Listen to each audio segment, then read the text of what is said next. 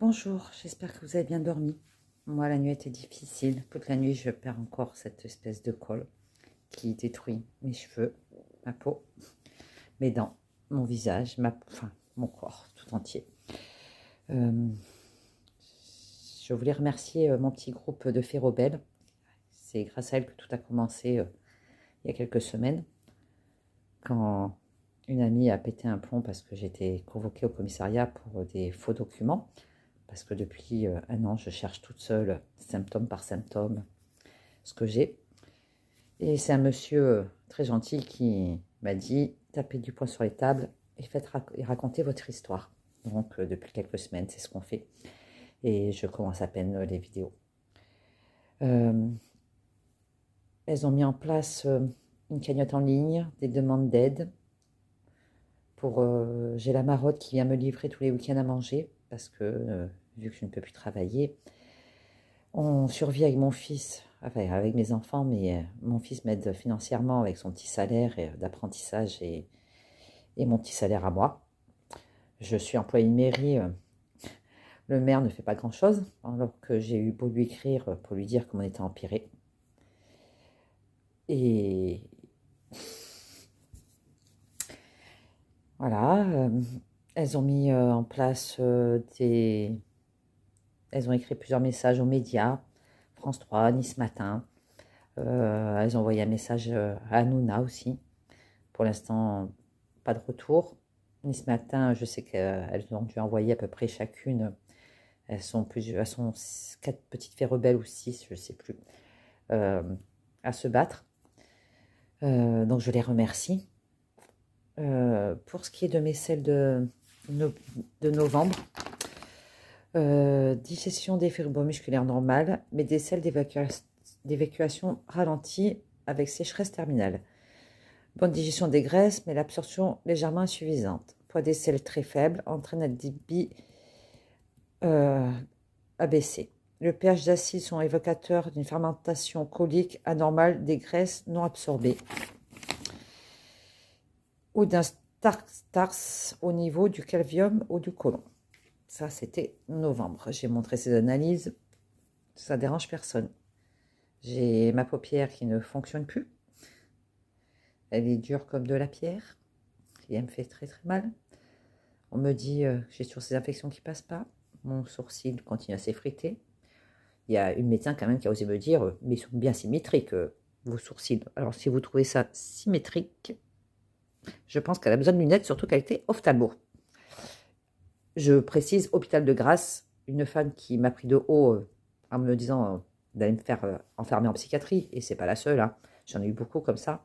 J'ai été hospitalisée dans cet hôpital. 15 jours, je n'ai pas vu un médecin. Je l'ai vu le jour de la rentrée, qui m'a pris un peu de haut. Je n'ai pas eu droit à une prise de sang ni à une écoute, de toute façon. Personne ne m'a écouté dans cet hôpital. Donc, si vous voulez mourir, allez à l'hôpital de Grasse. Il est à la sortie. Il est revenu 10 jours après. Je lui ai demandé à le voir tous les jours pour dire que j'étais pas bien. Et mon téléphone était sur le lit. Il m'a répondu, vous avez rien à faire dans un lit d'hôpital du moment que vous tenez debout. Alors, en sachant que je marche difficilement, que je ne peux courir, que j'ai des calcifications des os, j'ai des tendinites. Ce liquide, en fait, détruit mon corps. Mais il a osé me dire, du moment que je tiens debout, alors en sachant que si je marche plus de 20 minutes, je tombe dans les pommes, que quand je conduis un petit trajet, je suis obligée de... Bon, un long trajet, mais bon, je ne l'ai fait plus, un long trajet. Je suis obligée de m'arrêter sur la route pour dormir. Anti-mougin qu'il faut 20 minutes, j'ai dû mettre 1h30, et j'ai dû dormir 1 heure dans la voiture. Vous voyez, donc 20 minutes de conduite, c'est devenu très difficile. Apparemment, tout le monde s'en fiche un peu. Hier, avant-hier, j'ai contacté l'hôpital de Cannes où j'ai été hospitalisée. Une dame très gentille, hein, mais qui ne fait pas trop de recherches, à part me dire il doit avoir rien de grave.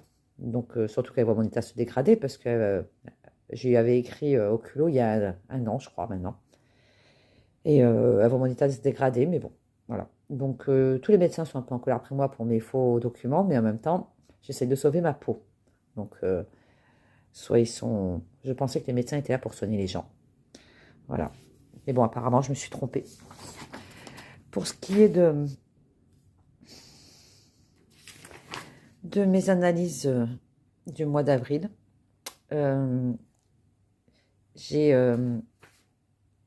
dans le prélèvement de bactériologie des crachats,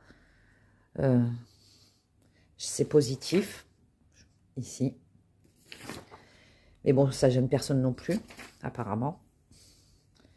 La digestion des fibres musculaires sont normales. La présence de l'œil est en quantité importante et des selles d'évacuation accélérées.